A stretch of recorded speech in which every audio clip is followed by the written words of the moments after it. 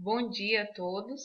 Meu nome é Jaqueline Castro, eu sou professora do Instituto Federal Baiano, campus Governador Mangabeira, e quero primeiramente agradecer a toda a comissão organizadora do 4º Simpósio de Agroecologia e Produção Orgânica pelo convite estendido e pela oportunidade de participar desse evento. O tema que vou abordar hoje é agrobiodiversidade, importância, ameaças e estratégias de conservação. Mas para falarmos de agrobiodiversidade, nós vamos relembrar um conceito muito mais antigo, que é o conceito de biodiversidade. Nada mais é que todas as formas de vida do planeta Terra, compreendendo aí os diversos ecossistemas e complexos ecológicos. Quando usamos o termo biodiversidade, estamos fazendo uso de um conceito muito mais amplo, de todas as formas de vida. Então, agrobiodiversidade é um conceito que está dentro de biodiversidade, porque nós vamos englobar na agrobiodiversidade a parte agrícola da biodiversidade, aquelas espécies que despertaram o interesse humano para o cultivo agrícola. Nesse caso, cabe considerar não apenas as espécies manejadas, as espécies cultivadas, mas também a relação delas com os predadores, com os polinizadores, micro-organismos do solo, ervas daninhas, seres simbiontes e também os parasitas. Além disso, na agrobiodiversidade, nós temos que considerar as relações culturais e sociais que influenciam nessa seleção de organismos, de vegetais, para o cultivo agrícola. Temos aqui na agrobiodiversidade 3 níveis de variabilidade. O primeiro deles é a diversidade de espécies. As diversas espécies que são cultivadas, por exemplo, abóbora, milho, feijão, compõem esse primeiro nível. O segundo é a diversidade genética. Nós temos que entender que cada ser, cada planta possui um conjunto de genes que, se não estamos falando da propagação vegetativa ou do cultivo de clones, cada planta é única no conjunto de genes que possui. Então, esse segundo nível é da diversidade genética, que ocorre dentro da espécie, diversidade intraespecífica e também entre espécies. O terceiro nível é a diversidade de sistemas agrícolas. Então, nós temos aí o plantio em área inundada, o plantio agroflorestal. Essa diversidade de sistemas agrícolas compõe aí o terceiro nível de variabilidade. É importante entender que quando nós tratamos desse segundo nível, diversidade genética, e falamos da conservação da agrobiodiversidade, isso representa a conservação dos recursos genéticos vegetais. Nesse caso, entendemos como recurso genético vegetal a diversidade de plantas com uso atual ou potencial. Essa preocupação em conservar os recursos genéticos vegetais não é uma preocupação nova. Eu vou mostrar aqui um histórico para vocês. Já na década de 60 foram notados os primeiros indícios de que a erosão genética poderia ser um problema para a humanidade, e na década de 70 houve a Conferência de Estocolmo, a Conferência sobre o Homem e o Meio Ambiente, e nela foi concluído que a erosão genética ameaçava a sobrevivência da humanidade e por isso deveria ser combatida com ações imediatas, inadiáveis. Então, nessa mesma década de 70, a FAO estimulou o desenvolvimento de uma rede mundial de centros para a conservação dos recursos genéticos. E no ano de 1974 foi criado o Biovest Internacional, e no Brasil, no mesmo ano, em 1974, foi criado o Centro Nacional de Recursos Genéticos, o CENAGEM, que atualmente é a Embrapa Recursos Genéticos e Biotecnologia, localizada em Brasília. Então, a década de 70 foi um marco fundamental para a tomada de decisões no que diz respeito à proteção da agrobiodiversidade, à proteção dos recursos genéticos vegetais. Registrei aqui um print, uma captura de imagem do site Biovest Internacional. Deixo aqui também o link. E na própria página vim mostrando qual é o objetivo dessa organização: salvaguardar a biodiversidade agrícola e arbórea para obter globalmente segurança alimentar e nutricional. No próprio objetivo já fica explicitado que a segurança alimentar ela tem íntima relação com a proteção da biodiversidade e da agrobiodiversidade. Mas explorando um pouco mais esse site do Biovest Internacional, a gente pode encontrar o Índice de Agrobiodiversidade. Foi um índice criado aí em 2019, colocado em ação esses parâmetros para medir a diversidade de 10 países no que diz respeito à nutrição, à agricultura e os recursos genéticos. Com esse índice, fica estimado, então, como está a sustentabilidade e a resiliência do sistema alimentar de diferentes países. Por incrível que pareça, o Brasil, que possui a maior diversidade do planeta Terra, não participou da medida desse índice de agrobiodiversidade, mas é um material interessante para os que quiserem depois fazer essa consulta e está disponível lá no site do Biovest Internacional. Além disso, existe uma série de notícias relacionadas à situação de proteção dos recursos genéticos no mundo inteiro. Por exemplo, eu selecionei aqui duas notícias, uma do dia 30/6 e outra do dia 1º do mês 7 desse mês, de 2020. Nesse primeiro caso aqui, mostra como que a Covid-19 impacta os países produtores de banana. E no segundo caso, uma reportagem curtinha que vem mostrando como que, após a Covid-19, é necessário criar dietas baseadas em zero desmatamento, já que o desmatamento e a destruição de hábitats é um grande problema. Eu deixo aqui essa dica, né, de navegação no site do Biovest Internacional, porque tem uma série de informações atualizadas e interessantes. No Brasil, a Embrapa Recursos Genéticos e Biotecnologia também tem uma série de informações em sua página e é uma instituição que é guardiã de uma quantidade muito grande de germoplasma vegetal. A própria página da Embrapa Recursos Genéticos e Biotecnologia menciona que desde a década de 70 é feita a conservação de sementes e de plantas in vitro. As medidas tomadas para a conservação dos recursos genéticos vegetais a nível nacional e internacional já se justificam pela importância da agrobiodiversidade. E para falar sobre isso, vamos lembrar de um episódio que ficou conhecido como a Grande Fome, ocorreu na Irlanda no ano de 1845 a 1851. Nessa época, cerca de 90% da população da Irlanda dependia da batata como principal fonte de alimento. Mas um patógeno chamado Phytophthora infestans causou uma doença conhecida como podridão das batatas. Estas ficavam com aspecto escurecido e com aspecto lamacento, impróprias para consumo. Então imaginem o que acontece com a população em que 90% dela depende de uma única forma de alimento e as plantações deste alimento são destruídas. O que aconteceu foi que 25% da população da Irlanda morreram devido à fome. Isso mostra para a gente que essa situação de grandes monocultivos e de baixa variabilidade genética é uma situação de vulnerabilidade. Mas então, até hoje existe na Irlanda memoriais como esse para lembrar esse episódio da Grande Fome que dividiu a história do país em antes e depois da fome. Mas o que aconteceria nessa situação se as batatas fossem variadas geneticamente? Aqui nós temos um esquema comparando um plantio de batatas com ampla base genética variadas e um plantio com batatas clonadas, apenas um tipo. O que acontece é que onde eu tenho a diversidade, quando ocorre o ataque de um patógeno ou de uma praga, aquelas batatas que são variadas, dentre elas, nós vamos ter tipos suscetíveis e tipos tolerantes. Aquelas que são suscetíveis vão morrer, marcado aqui na cor preta. No entanto, permanece aquelas que apresentaram resistência ou tolerância e que sobreviveram. Então, essa safra não vai ser 100% afetada pelo ataque do patógeno.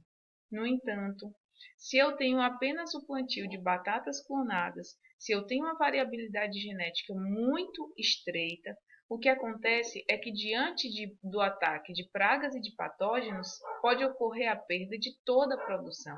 E foi esse segundo caso aqui que aconteceu na Irlanda. Mais um exemplo que ilustra a importância da agrobiodiversidade foi o que aconteceu nos anos 1970 em alguns estados norte-americanos, um fungo do gênero Bipolaris causou a praga da folha do milho sulino nos cultivos de milho de diversos estados e o resultado foi que alguns deles chegaram a perder 50% de suas lavouras. Um exemplo mais recente ocorrido aqui no Brasil foi quando, nos anos de 2012 e 2013, um inseto identificado como Helicover parmigera atacou os plantios de soja, algodão e milho em diversos estados brasileiros, principalmente Mato Grosso, Tocantins e Bahia.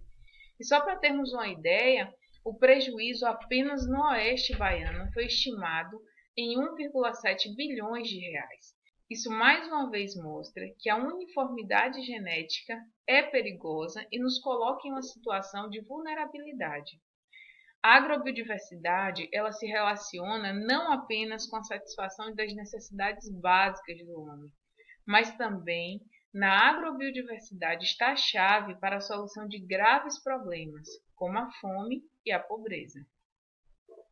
A Lei 11.346, do ano de 2006, criou o Sistema Nacional de Segurança Alimentar e Nutricional.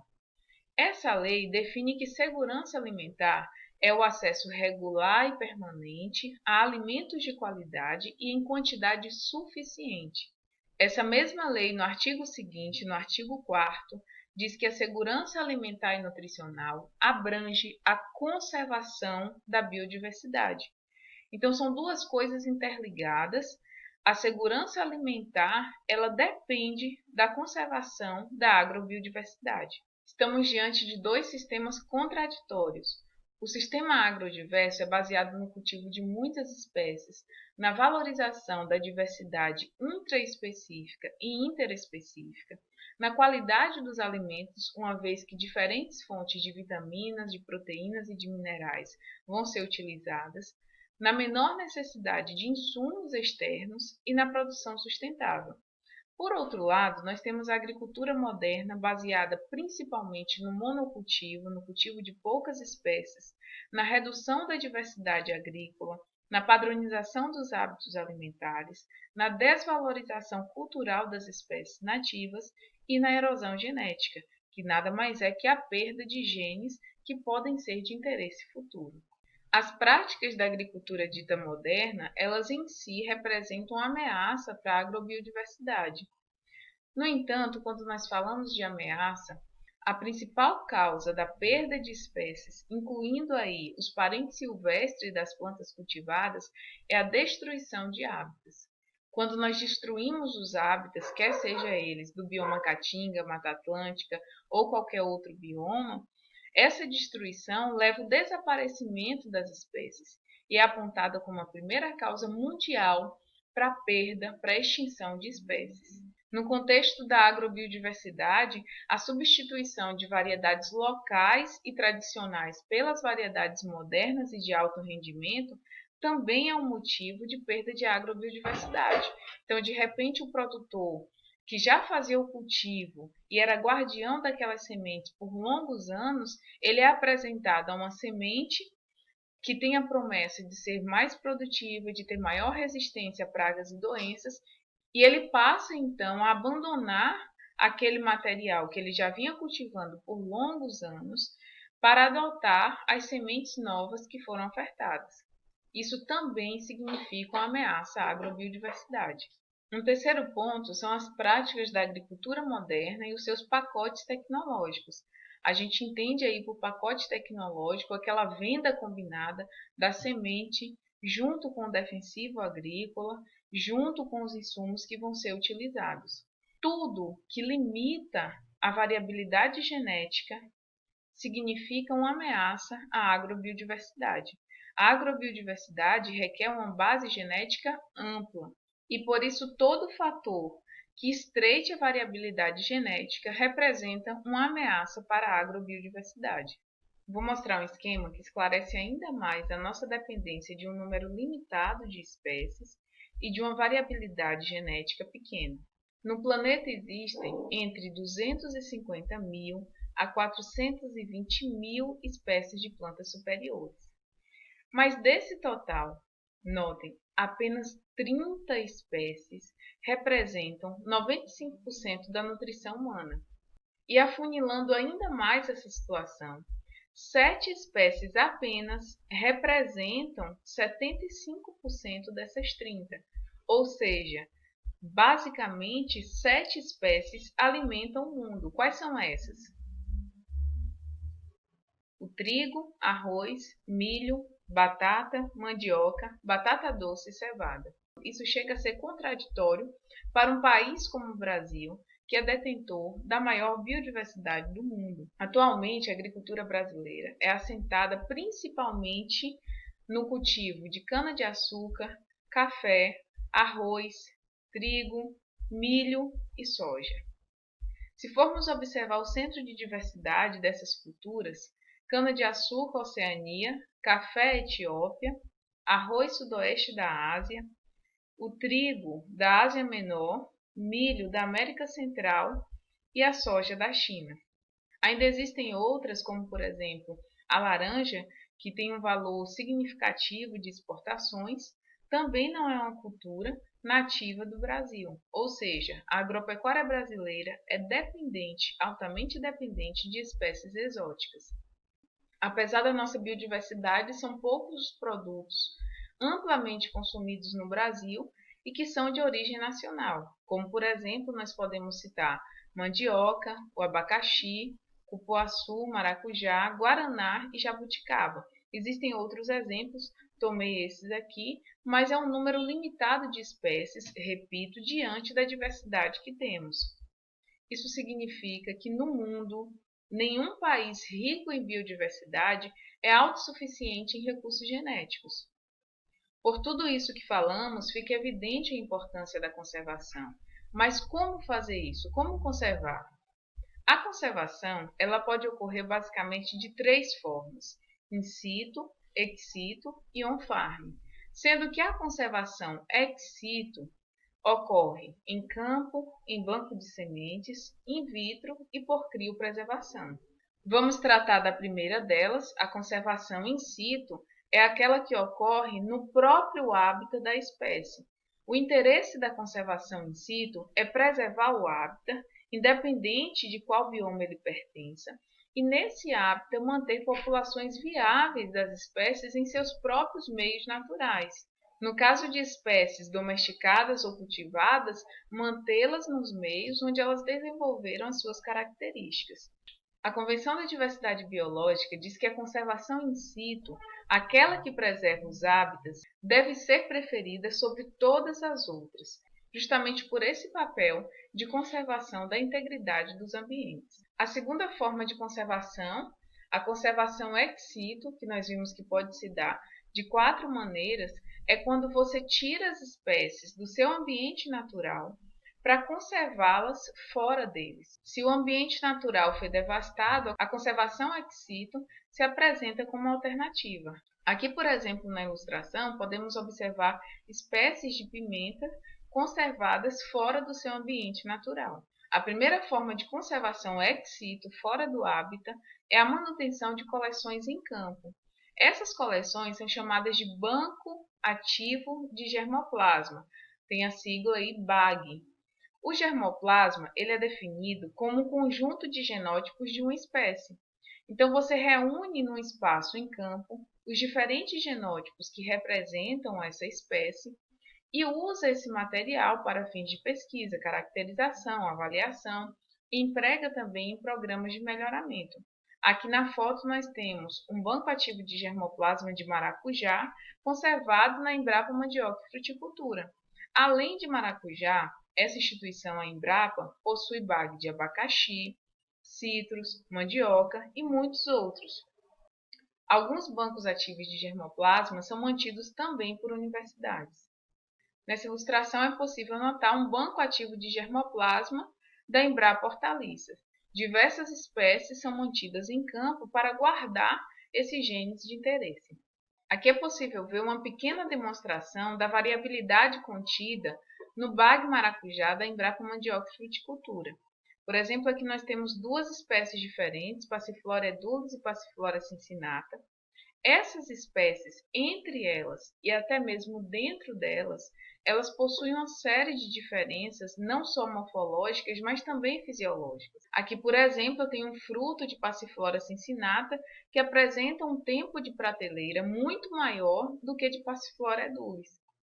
Mais duas espécies aqui, Passiflora lata e Passiflora cetácea. O formato de flor, fruto e folha difere nessas espécies apresentadas e também o sabor de cada um desses frutos. Sendo assim, nós finalizamos essa primeira forma de conservação, que é em campo, nos bancos ativos de germoplasma, e a segunda forma de conservação ex situ é a manutenção de bancos de sementes. Existe uma diferença entre as sementes, nós chamamos de ortodoxas, aquelas que toleram o dessecamento, ou seja, essas sementes elas se mantêm conservadas por longo período de tempo, elas toleram bem e mantêm a sua viabilidade, enquanto que as sementes recalcitrantes ou intermediárias, elas são mais sensíveis ao dessecamento e também a baixa temperatura. Não possuem uma durabilidade tão grande como as sementes ortodoxas, quando mantidas nessas condições de baixa temperatura e baixa umidade. A nível global também existe um esforço para guardar essas coleções de sementes.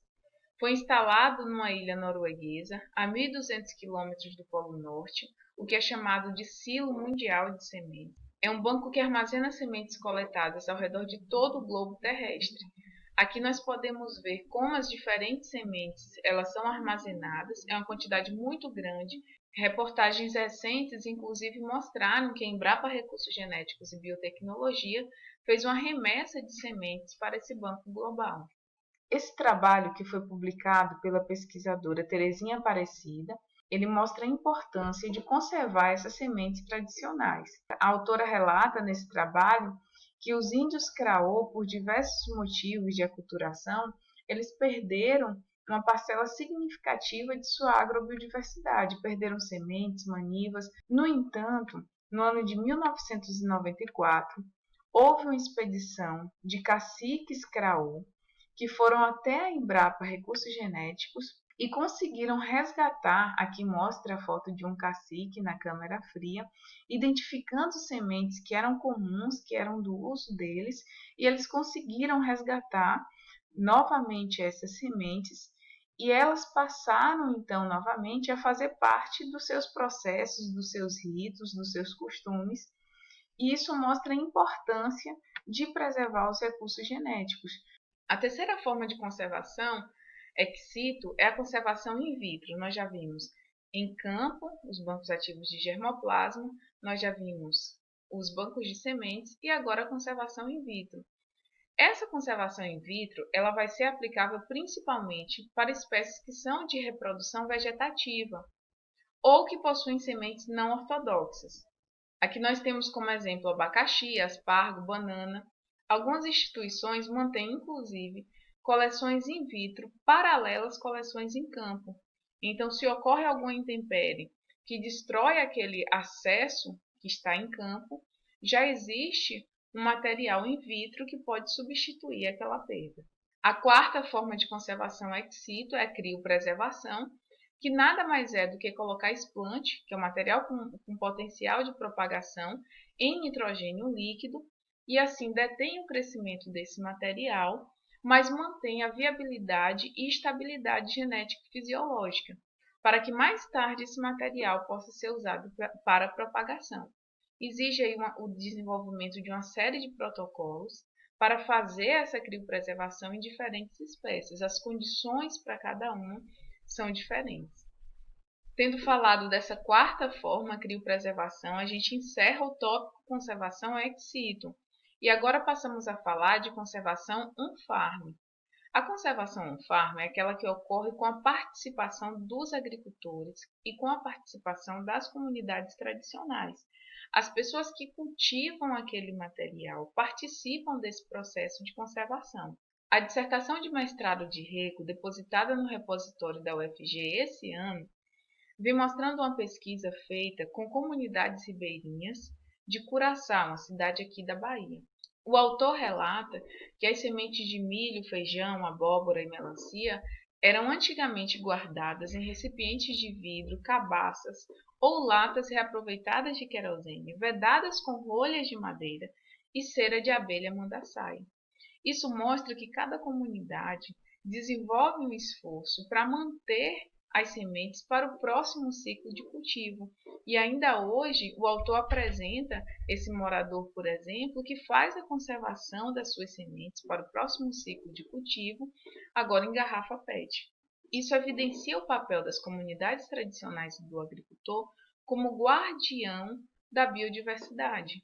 Nessa ilustração, sementes de milho guardadas para o próximo ciclo de cultivo também. É necessário reconhecer o papel das comunidades tradicionais na conservação da agrobiodiversidade. Muitas variedades locais, inclusive, vêm sendo conservadas por essas comunidades já há muito tempo. São variedades intimamente ligadas ao contexto social, cultural e econômico dessas comunidades. Aqui podemos observar uma feira de troca de sementes, que é um evento importante, pois cada agricultor ele pode compartilhar um pouco da diversidade que possui. Essas feiras de troca de sementes são, na realidade, um movimento contrário ao estreitamento da base genética. É um movimento de ampliação da variabilidade e de ampliação da base genética de diversos cultivos. Até aqui nós vimos a importância da agrobiodiversidade, as ameaças e algumas formas de conservação delas, mas eu deixo como mensagem final que a conservação da agrobiodiversidade não está dissociada do respeito, do cuidado e da preservação das comunidades tradicionais. Agradeço a todos que acompanharam até aqui. Um abraço.